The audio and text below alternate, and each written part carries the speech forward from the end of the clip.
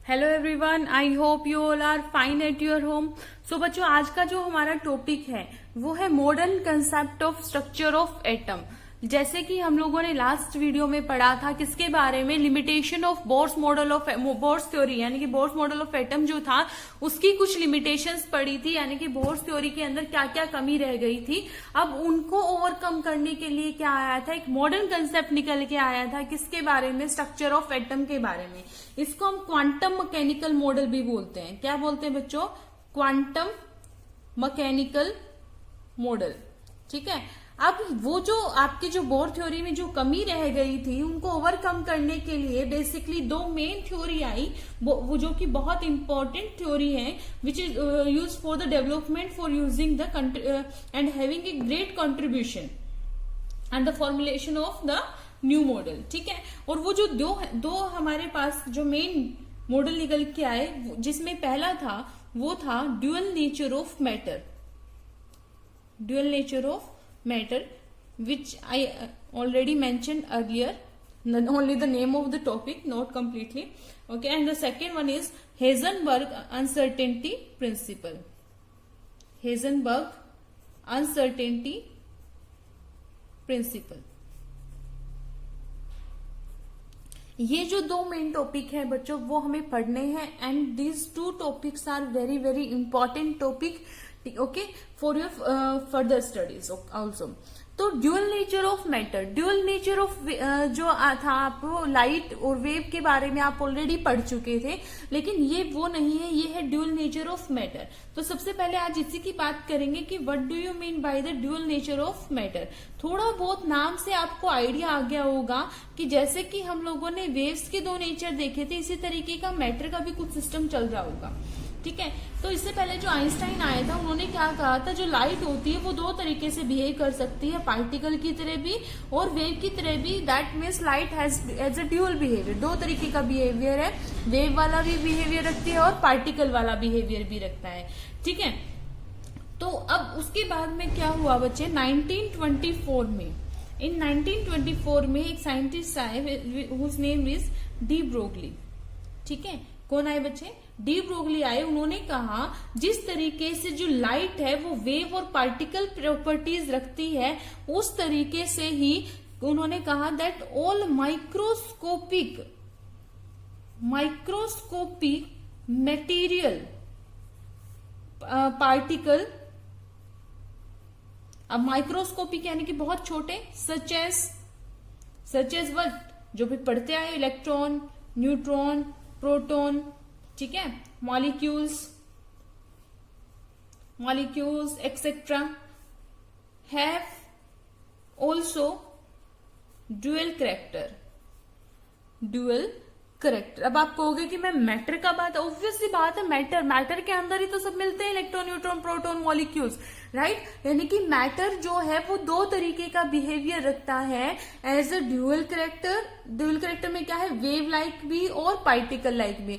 आप क्वेश्चन ये भी करेंगे कि मैं मैटर में तो हम लोग भी आते हैं, डेफिनेटली आते हैं, बट यहाँ पर ऑलरेडी मेंशन हो चुका है, किसके लिए बोल रहा है, माइक्रोस्कोपिक बॉडीज के लिए। और हम लोग जो है वो मैक्रोस्कोपिक, हम लोग किस में आते हैं, मैक्रोस्कोपिक, यानी कि बड़ी बॉडीज के अंदर आते हैं।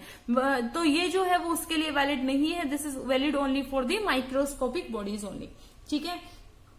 तो अब उन्होंने क्या कहा, this means that electron which has been regarded as only particle, यानी कि जिस इलेक्ट्रॉन को हम सिर्फ और सिर्फ एज ए पार्टिकल की तरह बिहेव कर सोच रहे थे कि वो एक पार्टिकल की तरह बिहेव करता है, एक्चुअल में वो पार्टिकल और वेव दोनों तरीके से क्या करता है, बिहेव करता है, वेव लाइक बिहेवियर भी क्या है वो शो करता है।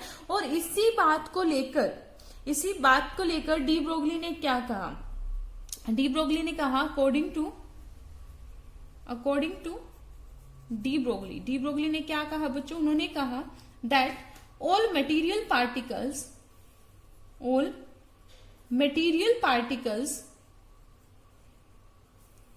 in motion possesses wave characteristics।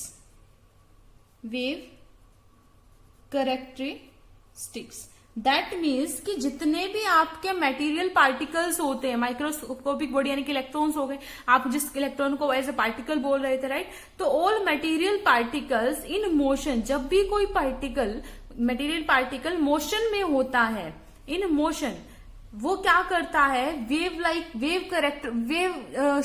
भी शो करता है, वेव भी जनरेट करता है, राइट, यानी कि all material particles in motion possess wave characteristics, wave भी वो क्या करता है बच्चों, शो करता है।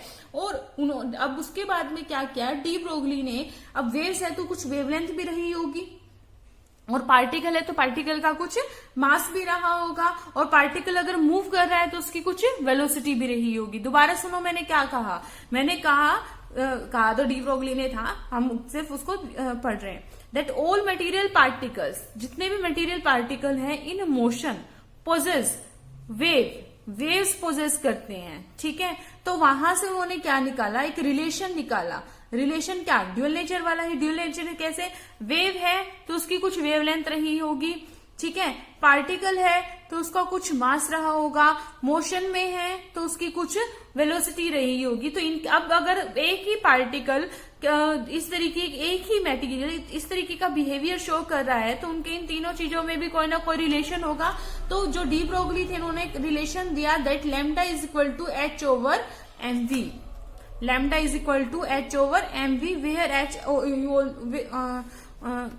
you know very well that h is Planck's constant, h is Planck's constant, here m is the mass of the particle and v is the velocity of the particle, and lambda is equal to, lambda क्या है, wavelength, ठीक है।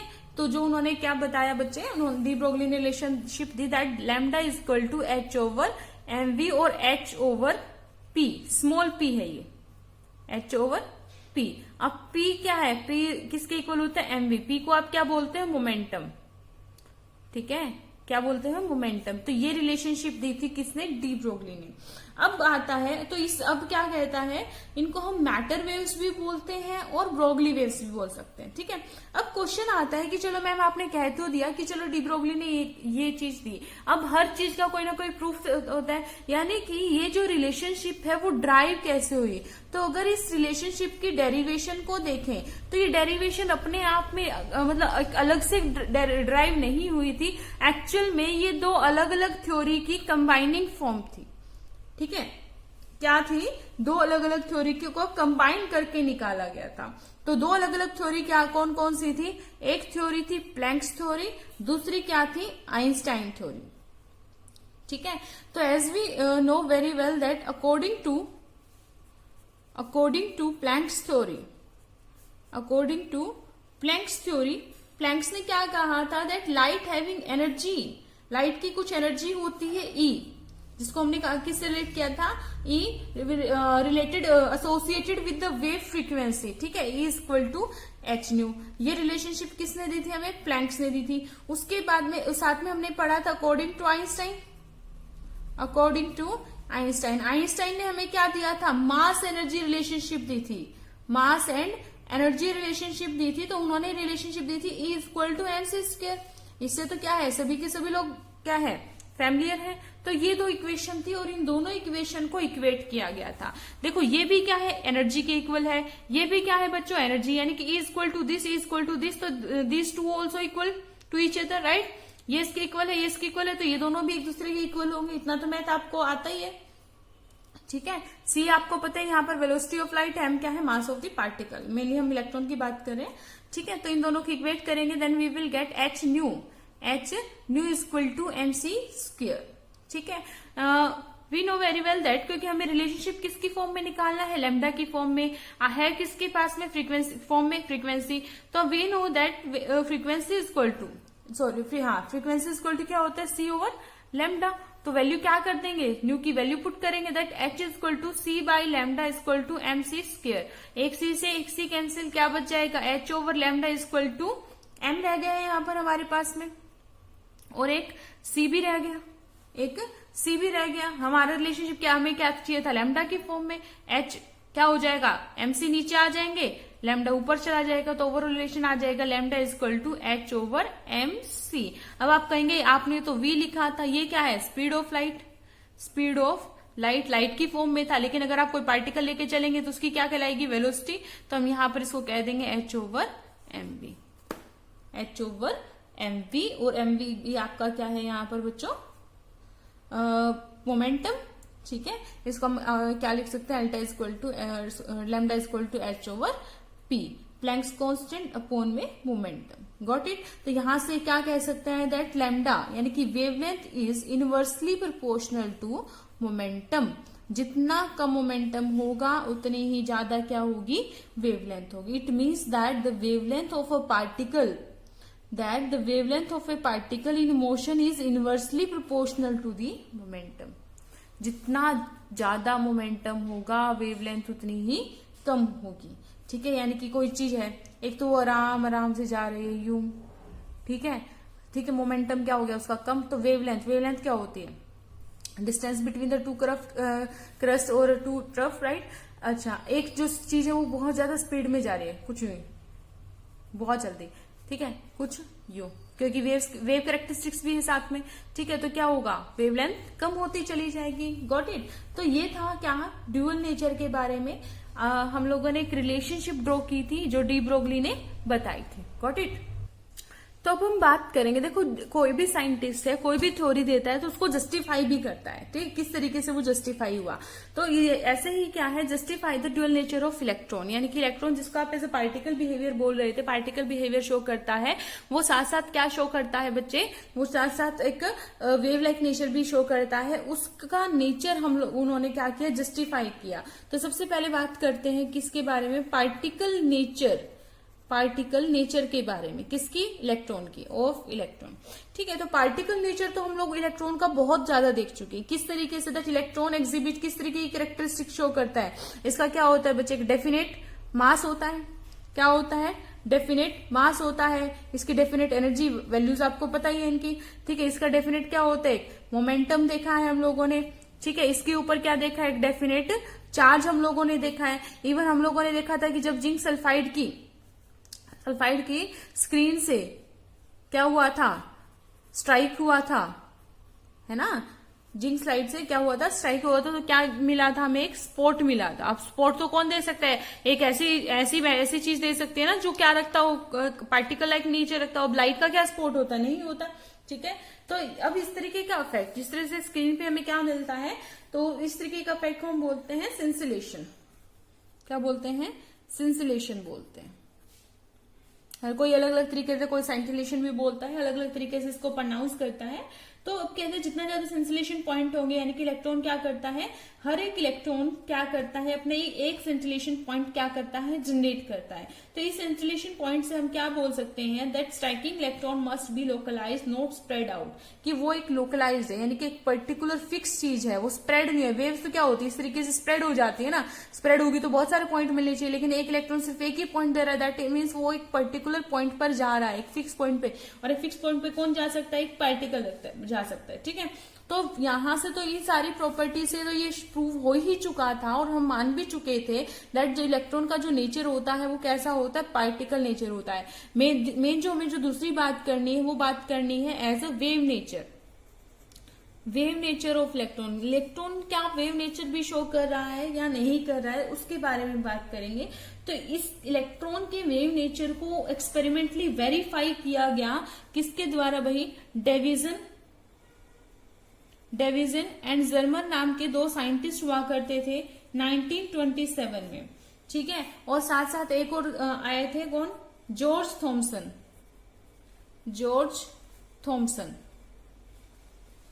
वो आए थे 1928 में। इन्होंने क्या दिया था भाई, अलग अलग इन्होंने अपना एक एक्सपेरिमेंट दिया था, इन्होंने अपना एक अलग एक्सपेरिमेंट दिया था जो क्या कर रहा था, प्रूव कर रहा था दैट इलेक्ट्रॉन जो है वो कैसा नेचर रखता है, वेव नेचर रखता है। तो जो डेविजन एंड जर्मर आए थे, कौन आए थे बच्चों, डेविजन एंड जर्मर आए थे, उन्होंने क्या बताया वो देखते हैं। उन्होंने क्या लिया, उन्होंने एक टंगस्टन फिलामेंट लिया for the source of light, ठीक है, क्योंकि जैसे आप उस पे इलेक्ट्रिक फील्ड यानी कि लाइट दोगे तो वो क्या करेगा, किसी पर्टिकुलर फ्रीक्वेंसी से जब कोई लाइट है किसी मेटल पर स्ट्राइक होती है तो क्या होता है, इलेक्ट्रॉन इजेक्ट होते हैं, फोटो इलेक्ट्रिक इफेक्ट आप पढ़ चुके हैं। टंगस्टन फिलामेंट ले लिया, फॉर एग्जाम्पल एक बल्ब ही ले लिया हम लोगों ने, ठीक है, तो यहां पर मैंने एक टंगस्टन का लैंप ले लिया। ठीक है बच्चों, क्या ले लिया, एक लैंप ले लिया मैंने यहां से। तो यहां से क्या होगा, इलेक्ट्रॉन की बीम निकल रही होगी, क्या जनरेट हो रही होगी, इलेक्ट्रॉन की बीम जनरेट हो रही होगी। और यहां पर मैंने क्या लगा दी, एक स्लिट लगा दी, ताकि जो वेव्स है वो एक पर्टिकुलर डायरेक्शन में जाए। अब यहां पर जो स्लिट लगाई गई है उस स्लिट पर मैंने साथ साथ क्या जनरेट कर दिया, इलेक्ट्रिकल फील्ड जनरेट कर दिया। अब ये जो इलेक्ट्रिकल फील्ड जनरेट हुआ है ये क्यों लगाया गया है, to accelerate, for the acceleration, accelerate the speed of the electron की को स्पीड अप करने के लिए क्या कर दिया गया, एक्सेलरेट करने के लिए इलेक्ट्रिक फील्ड यहां पर लगा दिया। अब क्या होगा, यहां से इलेक्ट्रॉन क्या जा रहे होंगे, सीधे जा रहे होंगे। अब रास्ते में उन्होंने क्या लगा दिया, एक निकेल का क्रिस्टल लगा दिया। निकेल आप लोग सबको पता है एक मेटल है, ठीक है, निकेल क्रिस्टल लिया। अब क्या हुआ, यहां से जो इलेक्ट्रॉन आ रहे थे वो निकेल क्रिस्टल पे स्ट्राइक हुए, और जैसे ही वो स्ट्राइक हुए और यहां सामने उन्होंने क्या लगा दी, एक स्क्रीन लगा दी। क्या लगा दी, एक स्क्रीन लगा दी, और इस तरीके से इलेक्ट्रॉन आ रहे थे, निकेल क्रिस्टल से स्ट्राइक हुए, और जैसे स्ट्राइक हुए एक स्क्रीन ऑब्जर्व हुई, और स्क्रीन के ऊपर इससे स्ट्राइक होने के बाद इस तरीके से वो स्प्लिट हो गया। और इस तरीके से स्प्लिशन तो कौन शो करता है, एक वेव, एक लाइट शो करती है, और यहां पर रिंग्स बनना स्टार्ट हो गए।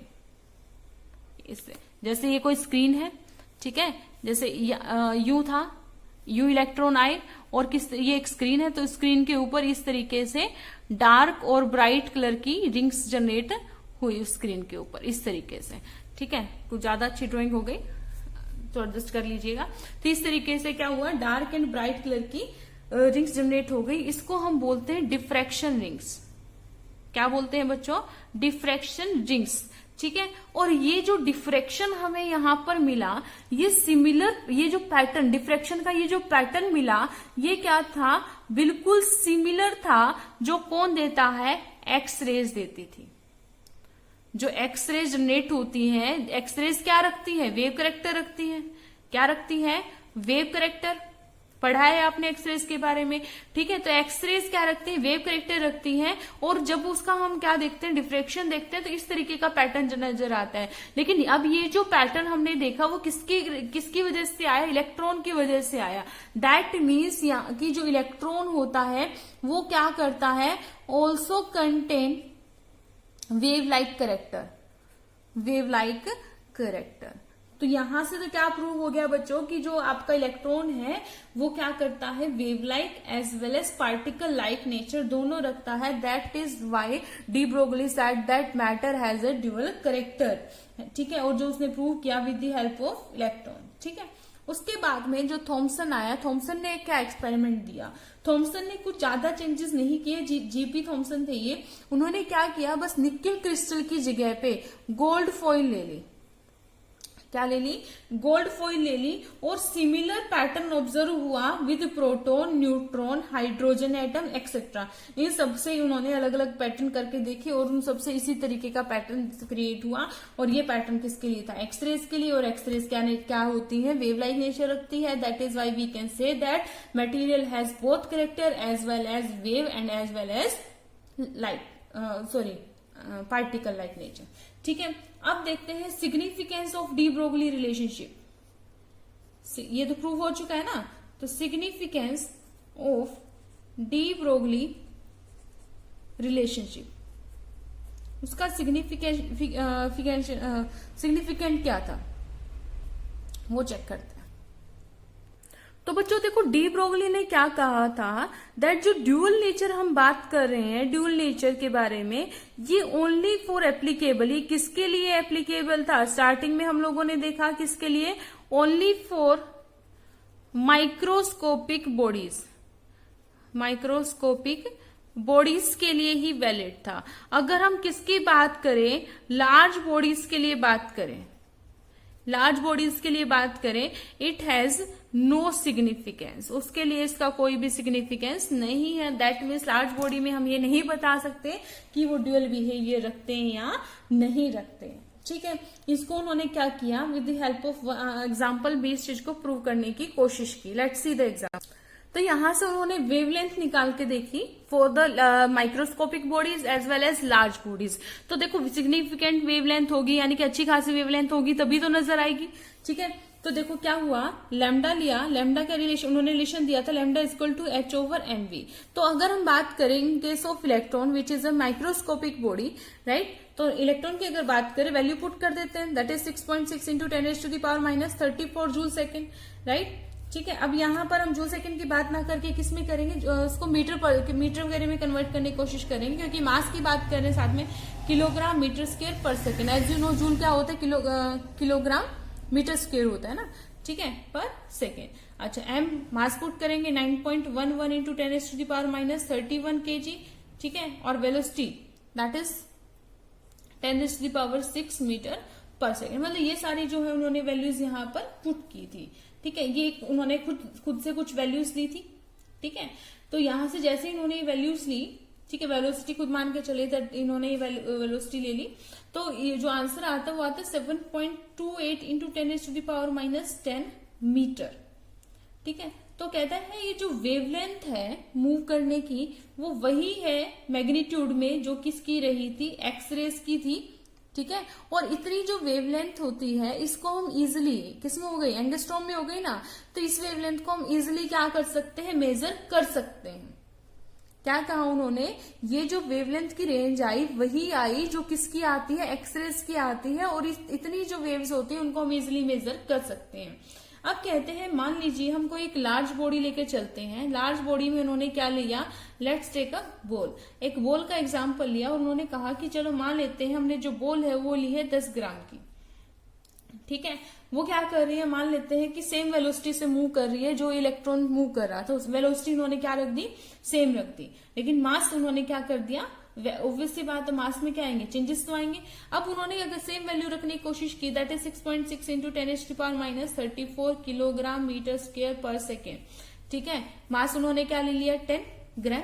अब उसको किलोग्राम में कन्वर्ट करेंगे क्योंकि ये कट करना है हमें, 10⁻³ kg इंटू 10⁻6 मीटर पर सेकेंड। तो जब इस वैल्यू को सॉल्व किया गया तो रेंज आई 6.63 इंटू 10⁻38 मीटर। तो देखिए कहां पर -10 और कहां पे -38 मीटर। तो यानी कि ये जो वेवलेंथ है ये बहुत बहुत बहुत कम वेवलेंथ है एज कंपेयर टू किसके, इलेक्ट्रॉन्स के। तो इस टाइप की जो वेवलेंथ होती है इसको नेग्लेक्ट कर देते हैं, हम मान के चलते हैं कि इनमें कोई वेव है ही नहीं, ना के बराबर है ही नहीं। छोटा सा खुद एग्जांपल ले लीजिए, एक बड़ी सारी बिल्डिंग है, ठीक है, इसके ऊपर से आप एक कागज फेंक रहे हो, वो कागज कैसे आएगा, ऐसे ऐसे ऐसे ऐसे मूव करता हुआ।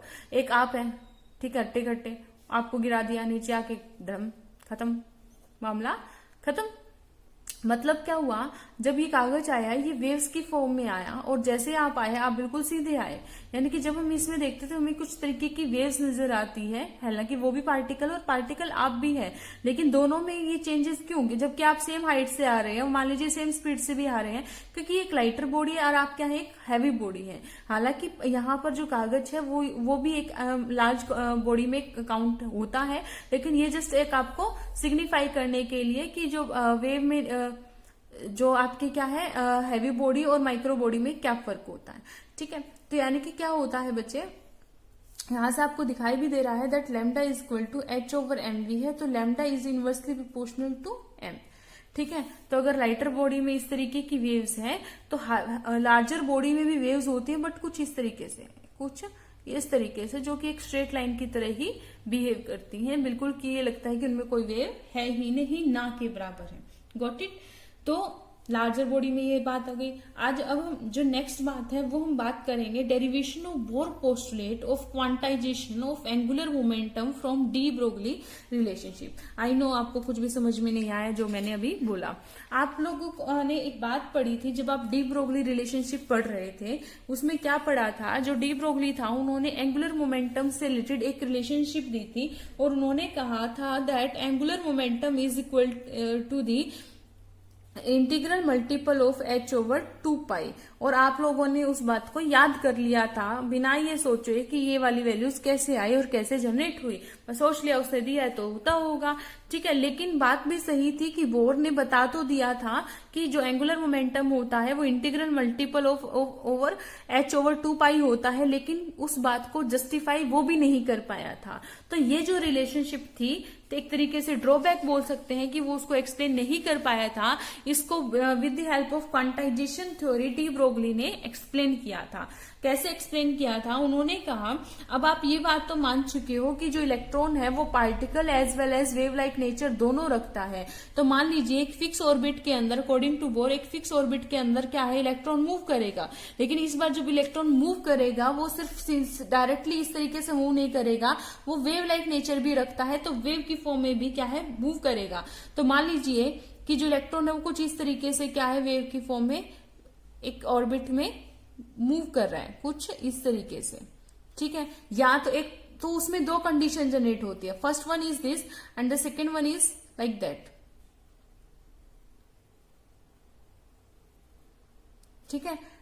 अब इन दोनों में क्या डिफरेंस है, आई थिंक आपको समझ में आ रहा होगा। जो पहला वाला केस है, इसमें क्या है, इलेक्ट्रॉन जिस पॉइंट से शुरू हुआ था, आगे जैसे ही वो अपना पाथ कंप्लीट करके आता है, उसी फेज के अंदर वापस से जाकर मोशन में करना शुरू कर देता है। लेकिन दूसरे केस में क्या हुआ, इलेक्ट्रॉन इस पाथ से मूव करता है, लेकिन जैसे उसको एंड करता है तो अपने फेज से बाहर चला जाता है, क्योंकि वो इस फेज में मूव कर रहा था, लेकिन पाथ करने के बाद में वो अपना फेज बाहर कर, क्योंकि अब अगला जो उसका मूवमेंट रहेगा वो कुछ ये यूं रहेगा, जो क्या करेगा, पिछली वाली जो वेव्स थी उसको कॉन्ट्राडिक्ट करेगा, काटने की कोशिश करेगा। और अगर ऐसी सिचुएशन जनरेट होती है तो इससे आपका जो पार्टिकल है, वो जो एटम है, वो क्या हो जाएगा, डिस्ट्रॉय हो जाएगा, ठीक है। तो ये जो सिचुएशन होती है कहलाते हैं इन फेज मोशन, और इसको हम कहते हैं आउट ऑफ फेज। तो ऑब्वियसली बात है बच्चों, ये वाली चीज तो यहाँ पर नहीं मिलने वाली, क्या मिलेगा, ये वाली चीज यहाँ पर मिलेगी। तो ऊपर वाले डिस्कशन से ये क्लियर हो गया है दैट द